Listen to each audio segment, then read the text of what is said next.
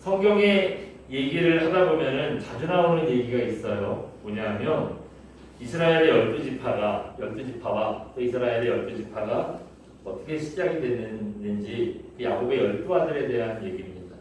야곱의 12아들의 집안이 나중에 이스라엘의 12지파가 됐다는 얘기는 이미 여러 차례 말씀드려서 여러분 다들 기억하실 겁니다. 그런데 사실은 12지파가요, 그 야곱의 12아들로 정확하게 구성된 건 아니에요. 그 12지파는요, 12아들 중에 한 아들이 빠지고 손자 둘이 다시 들어가고 이렇게 됩니다. 12아들에서 아들이 하나 빠지면 그 몇 아들이 되는 거죠? 11. 그래서 손자가 다시 둘이 끼면 13. 근데 이스라엘의 지파는 12지파예요. 왜 이렇게 됐느냐? 그 얘기를 좀 잠시 드려보겠습니다. 먼저 야곱의 12아들이 누군지 한번 보도록 하겠습니다. 한번 보여주시겠어요? 네. 야곱의 12아들들. 이스라엘의 12지파가 된 거예요. 우리 첫째부터 한번 읽어볼까요? 시작. 루벤, 시몬, 레위, 유다, 단, 납달리, 요셉, 베냐민. 네, 저렇게 해가지고 12명의 아들인 거예요. 그런데 이렇게 아들들 중에 보시면 저 요셉이 11번째 아들. 이 요셉이 색깔이 다른 건데 여기서 표현이 잘 안 됐네요. 너무 밝아서 그러네. 이 요셉이 색깔을 다르게 했어요.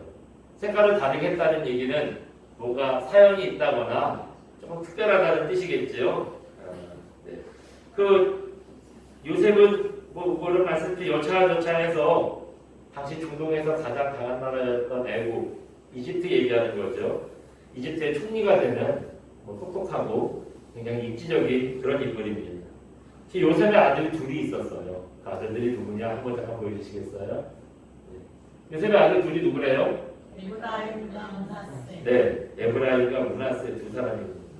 창세기 48장에 보면은 이런 얘기가 나와요. 요셉의 아버지 야곱이, 므낫세와 에브라임의 할아버지죠. 야곱이 이제 죽음을 앞두고 자기의 죽음을 직감한 거예요. 그래서 요셉과 그 두 아들, 손자 둘을 에브라임과 므낫세를 불러놓고 이런 얘기를 합니다. 창세기 48장 5절인데요. 한번 잠깐 보여주세요. 네. 같이 읽어볼까요? 창세기 48장 5절 말씀. 애굽에서 내가 낳은 두 아들 에브라임과 므낫세는 내 것이라. 아멘. 아버지 야곱이 아들 요셉한테 하는 얘기예요. 요셉의 두 아들 누구라 그랬죠? 에브라임과 므낫세. 이 손자들인데 두 아들이 내 것이래요. 여기서 말하는 내 것이라는 건 무슨 뜻이냐면 양아들을 삼았다. 그런 뜻이라 그럽니다. 여러분 이상하죠? 손자를 어떻게 양아들을 삼아요? 이거 무슨 집안이 콩가루 집안인가 싶은데 그런 얘기는 아니고요. 손자는 손자인데 양아들은 내 것이라 해서 양아들로 삼았다 그래서 얘들이 갑자기 이제 손자에서 아들이 되는 건 아니에요. 하지만 그 손자는 계속 손자인데 학렬을 아버지 학렬로 높여줬다는 겁니다. 그렇다 보면 뭐가 있어야 되잖아요. 뭔가 베네핏이 있어야 되잖아요.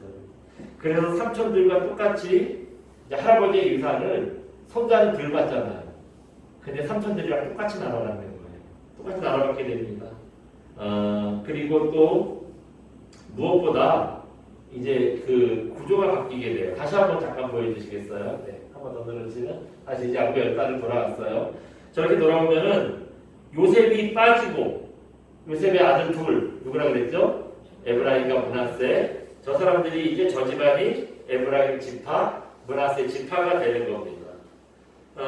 저렇게 요셉이 빠지고 요셉의 아들들 에브라임, 므낫세가 들어오면 몇 명이 되죠? 13명이 되는 거예요. 네, 13명이에요. 원래 이스라엘 지파는 아까 얘기한 대로 12지파인데 13이 됐으니까 이제 하나가 남죠. 그래서 하나를 또 빼야 돼요. 누가 빠지느냐? 저기 위에 보시면 셋째 아들 누구죠? 레위. 이 집안이 빠져요. 이 집안이 빠집니다. 민수기 3장에 보시면 하나님께서 레위에게 특별한 임무를 그 집안에 맡기겠다고 하세요. 그 임무가 뭐냐? 한번 잠깐 보여주시겠어요? 아니, 예, 그냥 한 번 더 누르시면 됩니다. 예. 그 레위 집안에 맡긴 임무가 뭐래요? 성전 봉사자. 네, 성전 봉사자예요. 성전에서 봉사하는 일을 전담시키면서 이제 성전에서 봉사하는 건 저 집안에서만 하는 거예요. 성전에서 봉사하고 뭐 그 외에 여러 가지 일들을 하는데 레위 집안에서만 그 일을 하거든요. 이제 그러면서 12지파에서 빠지게 됩니다. 그래서 요셉이 빠지고 레위가 빠지고 이제 손자 둘 에브라임이 들어가고 므낫세가 들어가고 그렇게 해서 다시 12지파로 모이게 되는 겁니다. 요셉은요 하나님께서 세워주셔서 물론 애굽의 총리가 됐지만 이 당시 중동에서 제일 강국이었던 이 애굽의 총리가 될 만큼 요셉 스스로도요 지혜롭고 능력 있는 사람이었어요. 아무리 하나님께서 세워준다고 해도요 하나님께서 능력을 부어주시지 않고 그냥 어리버리한 사람 세웠다면은 그거 뭐 일 잘하겠어요. 스스로도 이게 능력 있고 지혜 있는 사람이었다는 겁니다. 여러분 원래 의사 집안에서 뭐가 나오죠? 의사가 나와요. 판검사 집안에서 판검사가 나오는 거예요. 이 요셉 집안도 똑똑하고 능력 많은 유전자가 있었나 봐요. 네. 오늘 본문에 보시면 에브라임 지파랑 므낫세 지파가 다른 이제 가나안 사람들과 전쟁을 벌이는데요. 굉장히 좀 지략을 세워서 전쟁을 하는 것을 볼 수가 있습니다. 오늘 본문의 내용이 이렇습니다. 이스라엘의 지도자 여호수아가 죽은 직후에요. 모세가 이스라엘의 지도자였고 모세가 죽고 나서 여호수아가 그 뒤에 이제 리더십을 이어가가지고 지도자가 되는데 이제 여호수아가 죽은 다음입니다. 여호수아가 죽은 직후인데 여호수아가 죽고 없어요. 여호수아는 죽고 없는데 아직 가나안 땅을 100% 안전하게 다 정복하지는 못했습니다. 그렇다 보니까요 이제 각 지파들이 자기들 나름대로 이제 다 못다한 정복 전쟁을 계속 벌이는 중입니다.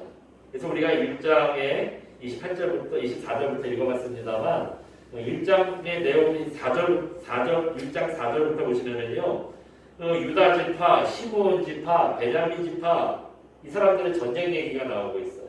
그리고 우리가 읽은 부분은 에브라임 지파, 므낫세 지파가 이제 베델을 정복하는 내용입니다.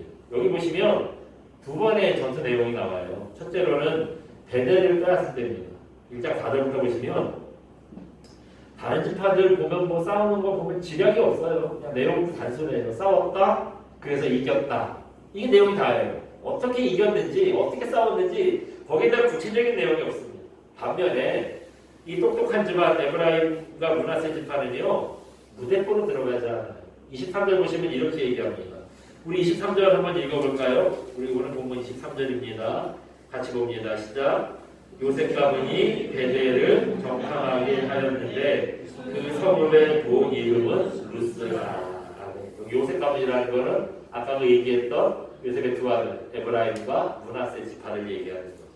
그 집안이 이 전쟁을 하러 가는데 베델을 뺏으러 가는데 그냥 가지 않았죠. 먼저 뭘 했다 그러죠? 네, 정탐하며 했습니다. 정탐을 했대요. 성에서 한 사람 나오는 걸 보고 그 사람을 붙잡아가지고요. 성으로 들어가는 길을 알려달라. 그럼 내가 너를 해치지 않고 너네 집안을 무사히 해치지 않겠다. 이런 얘기를 합니다. 그랬더니 이 사람이요. 목숨을 부자하려고 술술 다 부른 거예요. 네, 저기는 어디가 입구고요. 어떻게 들어가면 되고요. 성문을 어떻게 열면 되고요. 다 풀어요. 그래서 이 사람이 가르쳐준 대로 성을 공격했고 또 아까 한 약속이 있잖아요. 너와 네 집안은 이제 무사하게 살려주겠다 약속했잖아요. 그래서 성을 공격한 후에 약속대로 이 사람과 이 사람의 집안은 살려준다는 얘기가 나옵니다. 이렇게 베델을 먼저 정복했어요. 그 다음에 또 한 가지가 어디냐면 나머지 지역도 얘기하는 게 27절, 28절입니다. 뭐 20절 보시면 동네 이름이 좀 어려워요. 아까 여러분들 읽을 때 좀 버벅거리고 되게 좀 이렇게 좀 더듬거리고 했는데 어려워요. 여기 보면 지명이 뭐냐면 베스안, 다나, 돌, 이블라, 무깁도 이 네 동네를 이제 다시 정복을 합니다. 그런데 27절 우리 잠깐 볼까요? 밑에서 셋째 줄 뭐냐면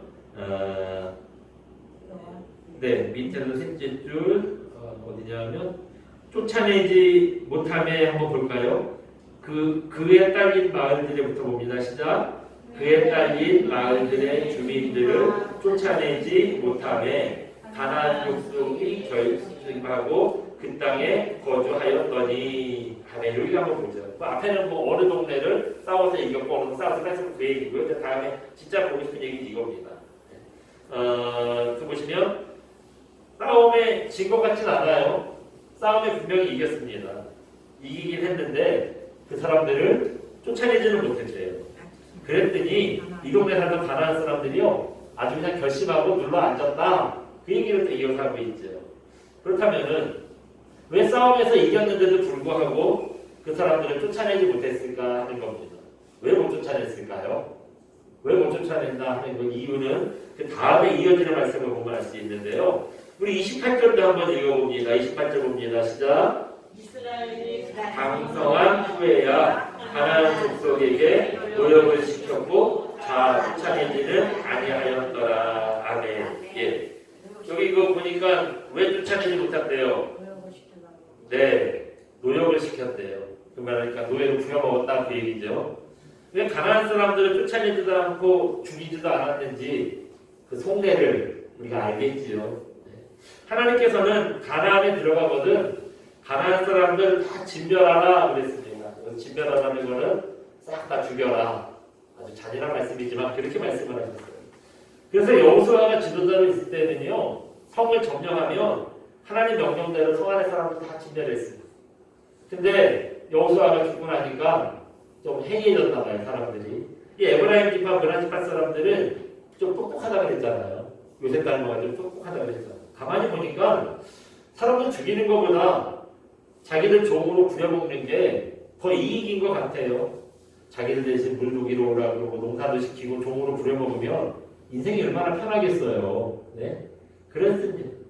또 똑똑한 사람이라고 했으니까 그런 머리가 돌지 않았을까요? 우리가 생각해도 여러분 어떻습니까? 사람을 다 죽이는 것보다 살려줘서 종처럼 부리는 게 훨씬 이익이죠. 또 한편으로 보면은 하나님께서 싹 다 죽여라 했는데 참 인간적으로 보면 죽이는 게 조금 그래요. 그래서 살려주면 훨씬 더 인간적으로 보이기도 합니다. 더 인간적이에요. 그래서 여러분 이 장면을 보고 기독교를 비난하는 사람들이 그래요. 너네 하나님은 잔인한 분이다. 폭력의 하나님이다. 전쟁의 하나님이다. 그런 하나님을 왜 믿고 섬겨야 되냐. 이렇게 비난하는 사람들도 있습니다. 그러나 여러분 그거 우리가 좀 잘 생각해 봐야 돼요. 아 진짜 왜 그 사람들이 그렇게 얘기하는 게 맞는 얘기 같아. 여기 쓰리면 안 돼. 하나님께서 왜 그런 그 진멸하라 하신 그런 명령을 하셨겠습니까? 거기에는 딱 그만한 이유가 있겠지요. 하나님께서 이유 없이 그런 일을 하라고 하지 않으셨을 거예요. 가난한 사람들 살려주고 같이 사이좋게 살면 좋을 것 같죠. 여러분 어떻습니까? 왜 싸워? 싸우지 말고 그냥 살려주고 같이 그냥 더불어가지고 잘 살면 좋지. 그럴 것 같은데 여러분 현실적으로 생각해 보세요. 그게 되겠어요? 그러니까 기독교를 비난하는 사람들 잘 모르고 하는 얘기예요. 그냥 생각하면 그 입장이 안 돼 보면은 그냥 어떤 볼 때는 왜 그래? 이해가 안 가. 왜 나 죽이라 그래? 그렇게 하나님 잔인해? 그러는데요. 여러분 현실에 들어가 보세요. 그게 가능한 얘기인가 아닌가 한번 생각을 해보죠. 지금 여러분 가난한 사람들 입장에서 보면은 이스라엘 사람들 어떤 사람들입니까? 잘 살고 있는 자기네 땅 빼앗은 침략자예요. 물론 원래 하나님께서 아브라함에게 이제 가나안 땅을 주셨기 때문에 그때는 빈 땅이었어요. 주셨기 때문에 이제 우리 조상 아브라함이 받은 땅에 의해서 원래 자기를 찾아간 거예요. 이스라엘 사람들은. 이제 이스라엘 사람들이 노예로 400년 사는 동안 그 사람들이 남의 땅에 들어와서 산 거였습니다. 원래 그 땅이 이스라엘 땅이었어요. 그래서 이제 자기네 땅 찾아가겠다고 한 건데 또 가난한 사람들 입장에서는 살다 보니 이제 400년 정도 살고 나니까 내 땅이 됐잖아요. 근데 어느 날 갑자기 이 사람들이 들어와서 우리를 쫓아내고 자기 땅을 뺏은 겁니다. 침략자예요. 그러니 이 가난한 사람들 마음이 어땠겠어요? 어떻게든지 이스라엘을 쫓아내고 땅 되찾으려고 하지요. 왜 가만히 앉아서 그렇겠어요? 이스라엘 사람들이나 가난한 사람들이나 세상 사람들이 얘기하는 것처럼 땅에서 사이좋게 살면 되지 않는데요. 땅에 한 곳에 살다 보면 그리 마음이 들겠어요. 언제 이 싸움이 터질지 모르는 일촉즉발의 마음을 가지고 사는 겁니다. 예? 또 한 가지 이유는요. 무엇보다 이 가나안이 어떤 땅입니까? 산 사람도 제물로 바치는 우상 숭배가 있는 그런 땅이에요. 여러분 이거 잠깐 한번 보여주시겠어요? 네. 우리 지난주 설교 때 봤던 내용이죠. 금고 쓰신. 네. 저 위에 있는 구멍 하나하나가 다 제물을 바치는 건데 여기 맨 위에 있는 구멍으로 누구를 집어넣는다 그랬어요? 애기 자기 자식 산채를 집어넣으라 그랬잖아요. 이 밑에 지금 이게 불을 타고 있는 거잖아요. 이게 화로예요. 큰 화로. 그러니까 이런 신을 섬기는 사람들이 저 가난한 사람들입니다. 가난한 사람들이랑 사이좋게 살다 보면은 가난한 사람들한테 저 금오스지 성경을 배울 만큼 우상숭배의 영향을 받을 수밖에 없는 거예요. 그럼 이제 어떻게 되겠어요? 거기 휩쓸려가지고 자기 아들도 갖다가 바치는 거예요. 나 못 달라고. 여러분 이제 부모 입장에서 뭐 이해가 안 가잖아요. 어떻게 내가 잘 살기 위해서 자식을 제물로 바쳐. 산채로. 우리가 어떻게 집어넣어. 근데 휩쓸리면 되는 거예요. 그렇게 되는 겁니다. 그래서 가나안 땅을 정복하고 그 땅 사람들 진멸하라. 그렇게 말씀하신 거예요. 이런 하나님의 깊은 뜻도 모르고 에브라임 사람들과 므낫세 사람들은요. 잔머리 걸리는 거예요. 사람은 종으로 부려먹을 욕심에 하나님 명령에 불순종하는 거예요. 실제로 이스라엘의 역사를 한번 되짚어보세요. 이때 살려던 가나안 사람들 때문에 우상숭배를 결국은 배웠어요. 우상숭배가 들어와가지고 그게 발목을 잡아서 결국 나라가 망하잖아요. 남유다가 왜 망했습니까? 우상숭배에 빠져서 망했어요. 그 우상숭배 어디서 배웠겠어요? 가나안 부족들을 살려두고 그 사람들이랑 어떻게 교류를 하다 보니 우상숭배를 배워서 결국 그렇게 된 거죠. 오늘 말씀을 통해서 우리가 기억해야 될 사실이 한 가지 있습니다. 뭐냐면요. 한번 잠깐 보여주세요. 같이 읽어봅니다. 새해에는 내 머리를 믿지 말고 아멘. 네, 그래요. 우리가 새해에는 어떻게 살려고요? 네, 내 머리 믿지 말고. 그것도 중요해요. 내 머리 믿지 말고. 여러분, 내가 아무리 머리가 좋은 거 똑똑한 것 같지만 앞날을 내다보는 하나님의 깊으신 지혜를 우리가 따라갈 수 있겠습니까? 하나님 말씀이 뭐 그저 우리가 생각하는 수준이라면 우리가 애써서 하나님 말씀 따라 살자 그런 얘기 못할 거예요. 여러분, 하나님의 말씀이 어떤 말씀입니까? 네? 그냥 하신 말씀이 아니잖아요. 깊으신 하나님의 지혜와 이 세상을 섭리하시는 그 능력으로 우리를 인도하는데 가장 현명한 지혜로 우리를 인도하시는 분이 바로 하나님이시고 하나님의 말씀이 그런 말씀입니다. 그래서 우리가 에브라임 므낫세 지파처럼요. 자기 머리 믿지 말고 하나님의 말씀을 따라서 살아야 하는 겁니다. 바둑에 보면 이런 얘기가 있대요. 한번 잠깐 보여주시겠어요? 네. 같이 읽어볼까요? 묘수 3번이며 그 바둑은 진다. 그런 말이 있대요. 이게 무슨 말이냐면 여러분 묘수라는 게 뭐죠? 말 그대로 뭐 묘한 수, 기가 막힌 수잖아요. 도저히 이길 수 없이 뭐 판이 완전 기울어졌어. 승패가 완전 기울어졌어요. 그런 게 여기서 뭐라고 하고 있는 바둑 두는 사람 어디 갔나? 한숨 불러줘. 이렇게 막 너스레를 떱니다. 그때요 기가 막히게 한숨 딱 주는 거예요. 다 이겼다 생각했는데 이게 옆구리를 툭 찌는 겁니다. 이러면 얼마나 통쾌해요. 사람들도 다 대단하다고 어떻게 저런 생각을 했냐고 그러고 막 자기도 야 내가 역시 천재기가 있나 봐 막 착각에 빠지고 그러잖아요. 근데요 그런 묘수는 딱 한 번만 써야 된대요. 딱 한 번만 써야 된다는 겁니다. 아무리 이세돌 같은 바둑 천재라고 해도 묘수를 계속 생각할 수 없다는 거예요. 또 묘수를 썼다는 말은 무슨 말입니까? 묘수를 써야 할 만큼 내가 어려운 거예요. 승패가 기울었다는 얘기입니다. 위기에 몰렸다는 얘기예요. 위기에 몰리지 않았으면 정석대로 하지 뭐 묘수를 쓰겠어요. 그러니까 묘수를 썼다는 건 내가 지금 졌다 지고 있다는 얘기입니다. 그러니까 위기에 몰렸다는 얘기고 결국 묘수를 3번이나 써야 될 정도가 되면은 그건 진 거랑 마찬가지라는 얘기예요. 그래서 하는 얘기예요. 묘수 3번이면 그 반은 진 거다. 바둑이 그런 얘기가 있다는 거예요. 여러분 우리 인생도 마찬가지 아니겠습니까? 내 잔머리로 내 묘수로 빠져가야 할 만큼 그 인생의 위기를 만들면 절대 안 될 겁니다. 애초에 우리를 가장 좋은 길로 인도하시고 가장 선한 길로 인도하시는 하나님 말씀을 우리가 따라 살았다면은 잔머리 굴릴 일이 없을 거예요. 위기를 만날 일 없었을 겁니다. 혹시 한 번은 묘수가 통할지 몰라요. 근데 여러분 우리 인생도 그렇게 계속해서 뭐 묘수를 써가면서 살아갈 수 있겠습니까? 그동안 우리 성도들이 또 우리 한국교회가 무리수를 더하면서 살았어요. 그래서 교회가 뭐 그러냐 교회 다니는 사람들이 더하더라 우리가 사실 그런 적 들었잖아요. 이제 그런 무리수 다 내려놓으셔야 돼요. 이제 그런 무리수 다 내려놓고요 정석대로 살기를 여러분 부탁드립니다. 그러니까 우리 정석이 뭐겠어요? 기독교인 다운 정석은 신실한 예배, 진실한 기도, 하나님 말씀, 주님과 동행 이거밖에 더 있겠습니까? 이 정석대로 살면은요 교회가 점점 더 교회다워지는 거예요. 그리고 성도의 삶은 더 성도다워지는 겁니다. 오늘 2022년 새롭게 시작하는 새해의 첫 시간입니다. 여러분, 새롭게 시작되는 새해에 어떻게 사시겠어요? 내 머리, 내 능력, 여러분 이런 거 믿지 마시고요. 한 해 동안 정말 열심히 여러분 정석대로 사시기 바랍니다. 그래서 우리가 신실한 예배, 진실한 기도, 하나님 말씀, 주님과 동행, 여기에 1년 동안 우리가 온 힘을 기울이는 저와 여러분 되시기를 주님의 이름으로 축원드립니다.